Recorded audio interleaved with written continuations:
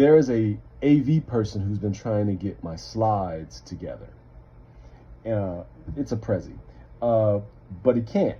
So he's been there the whole time I've been lecturing, and God bless him, he was there probably 10-15 minutes of my lecture before he finally just gave up. But anyway, that's what's happening here. My slides are not up, and so that's also the way that I'm telling the story of Blackdom. It's purely coming from off the top of the dome, and so I'm a little nervous about not keeping the story together, but I do. However, yeah, the AV guy just had to. Thank you, brother. I'm gonna try to show some of the slides just this way. What I'm going to do is I'm going to pass around I had an idea while I was talking, but then I just decided not to do it because it would just take away from the narrative. I had already 1911, 1912, New Mexico becomes a state.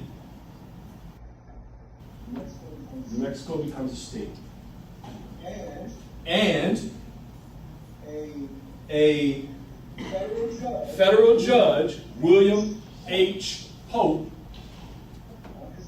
on his deathbed in 1960, decides that he is going to abolish the federal district that Blackdomites existed in, that allowed them to continue their sovereignty. Because remember, we're not just going up from slavery, we're going from sovereignty in Africa with an interruption of slavery to freedom back to a sovereign existence.